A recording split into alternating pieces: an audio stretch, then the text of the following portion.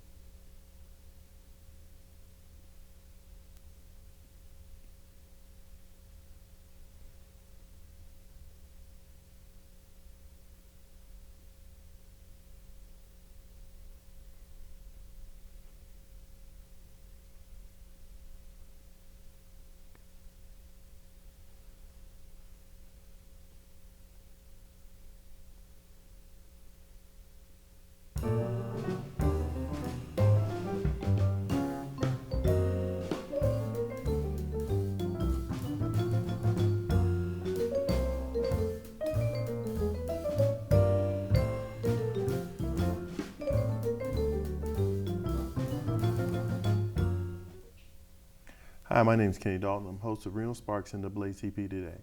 And today we have the pleasure of having Senator Stephen Horsford on our show to tell us about what he's going to be doing the next 4 years. Welcome, Senator. Thanks, Kenny. It's good to be on your show. Well, first of all, why don't you go ahead and let the audience know, what you were doing prior to becoming a senator and some of the things you did up in Reno. We had talked earlier, and like I'd said, I got to know you before becoming a senator, and I'm proud to know that and proud to see what you've done over the last couple of years. Well, thanks. So let people know who Senator Stephen Horsford is. I'm still Stephen. It's just a title, but it's good to hear you say it. I'm born and raised here in Nevada. Grew up in Las Vegas and attended school here at UNR. Actually, I started my legislative experience back in 1993 as a legislative intern to the Assembly Education Committee. And that's really where I got the political bug. At that time, I never thought I'd run for office, but at the right time, it fit for me, and so decided to do it. But I'm just very fortunate and blessed to have the opportunity now to serve in the capacity that I'm in. Well, that's great. When you were going to the university, were there other people, students that were active or getting involved? I asked that question because I'm wondering now how we are, and if you're noticing the same activism since now that you're out there. Well, it always changes. I think there's always a group or generation of people that are active based on the issue of that day. There is Jason Frierson, who when I was at the university at the time, he was president of the student body. I served as his vice president. Mm-hmm. He's now a deputy attorney general for the state of Nevada. He's down in Las Vegas, passed the bar, and went to Boyd School of Law down there, was one of the first African Americans to complete that program. I see him often, actually. He was a big supporter during my campaign. So there's people that we went to school with who I'm still in contact with, and there are people at the university, students, people who've graduated from Las Vegas high schools who are now going to school up here that we try to keep in touch with, and I think they're doing their part. When you left to go back home, back to Vegas, what did you end up doing down there? Or? Well, I worked actually for several years for a private firm that did work in the legislature. I was in government affairs. I worked on political campaigns and initiative campaigns. I worked for former Governor Bob Miller, and that's really where I started working with politicians. And I was always the one trying to help them get elected. And then this was my first opportunity being on the ballot and having my own name. So that's kind of how I got involved. Over the last 3 years, I've been the executive director of Nevada Partners and the Culinary Training Academy, which is a private nonprofit organization that helps people get training for jobs in Las Vegas. At what point did you decide that you were going to run for, and the position that you are holding, was held by Senator Joe Neal for That's right. several 32 years. 32 years. Yep. That's awesome. Yeah. So as they said, those some big shoes to fill. Big shoes. At what point did you decide and say, well, you know what, I think, and also because that's a big leap, if I might say, you didn't go from assembly or you didn't have an office per se to get out there and say, you know what, I'm going to run for state senator. Right. And most people, when you look back on it, they didn't. Senator Neal was the first African American elected in the state Senate. That was the first office he had held. Senator Reed, the first time he ran, he was the youngest lieutenant governor that ever ran. Senator Bryan, very young the first time he ran. So, there were people who were like, well, I would go to the door and some of the voters were like, well, how old are you? And I was like, well, I'm old enough to represent you. And I would talk to them about the issues, and I said, part of it is I believe I bring the energy and the enthusiasm to get the job done. Right. And there were a lot of people who liked that about what I had to offer and decided to vote for me because of it. Oh, okay, that's great. So we were going to talk a little bit about, well, what is your agenda? What do you see you trying to do for the next 4 years? Well, I represent, the district that Joe Neal used to represent, which is still a very diverse community. It's a working class community, a lot of two-parent income, working family people just hard to make ends meet. It's very diverse. It's about 30% African American, about 10%, 15% Hispanic, and then the rest is working class white. And what I found is that I'm there to represent my constituents and to push their agenda. And the things that they've talked about that they want to see, we want to increase the minimum wage, we want to give ex-offenders who've been released and served their time the same right to vote as everybody else gets and the same privileges to get employment that currently isn't happening. We want to make sure every kid has a good quality education and has textbooks in the classroom and the supplies they need to learn.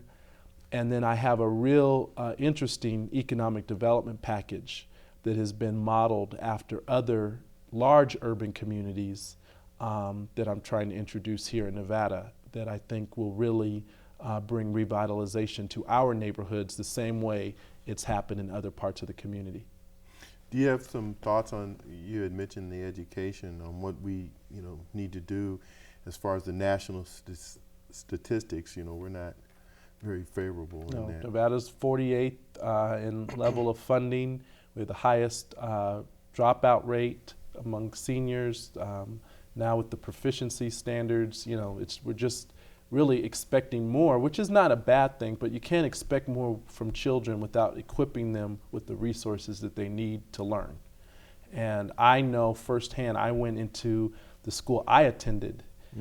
My third grade teacher was retiring after 30 years, and I went to visit her class, and one of the students said, well, Mr. Horsford, did you have this spelling book when you were here? And I said, well, I hope not. And they opened it and they said, well, is your name in this book? And they opened the book, and it wasn't my name, but it was the same year that I attended that school. And that stuck with me, and it sticks with me to this day, that our students shouldn't be using the same textbooks that we used 10, 20, 30 years ago. Right. Particularly as fast growing as we are and as wealthy of a state as we are. I just think that that's unconscionable.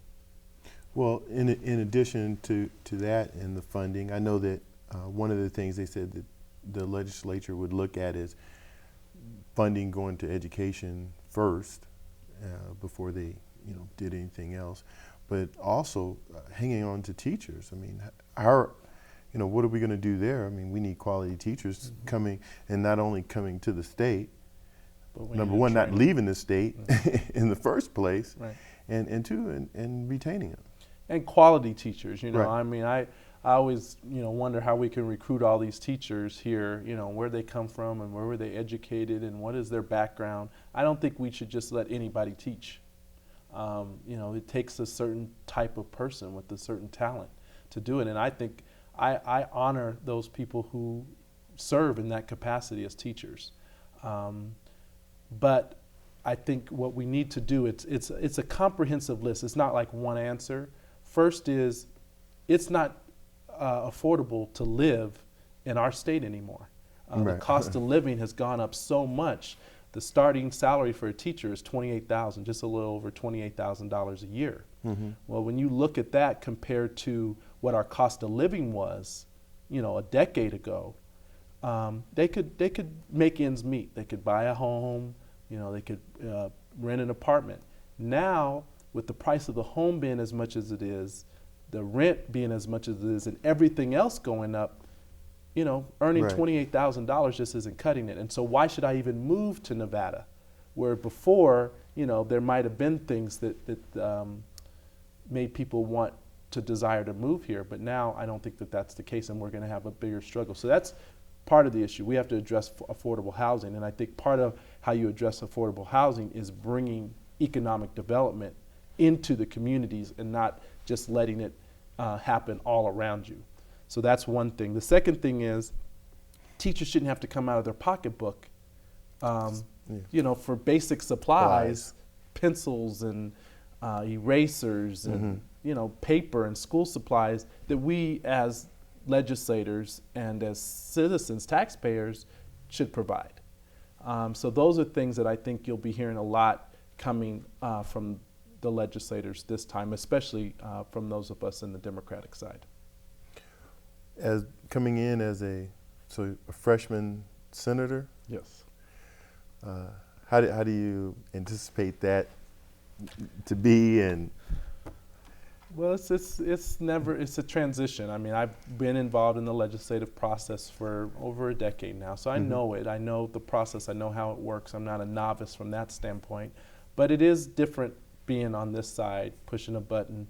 There's a lot of difficult decisions that have to be made, and I'm there to do what's in the best interest of my constituents first, and then for the state of Nevada.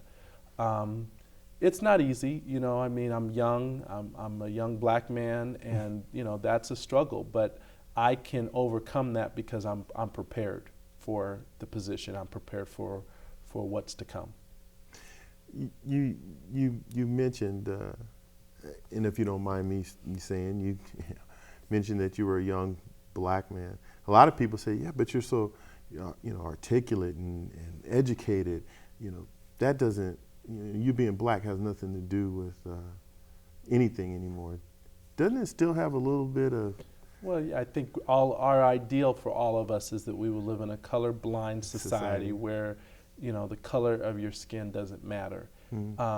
But I don't think that that's true, and the dream that Dr. King has had has not been realized for everybody. I think we've broken down a lot of barriers. I mean, Senator Neal, when he was first elected, I could not imagine serving in 1973 as the only African American in the state Senate. I think at that time he was the only legislator at all. But the issues that our communities deal with are unique. And so we bring a perspective and a voice that sometimes, the mainstream or the majority doesn't understand. And I'm glad that I'm able to articulate that to some extent. That's a skill set that God blessed me with. But at the same time, there are so many things that we have to overcome that, we're still dealing with and that I have to deal with as well. So I'm a realist. I want to work as part of the process. I'm a legislator like everybody else. I get a vote, and I hope to be respected in that manner. What would you like to see I go back to the youth here, youth to do to get involved in the process and what you're doing, because someday they're going to be following in your footsteps.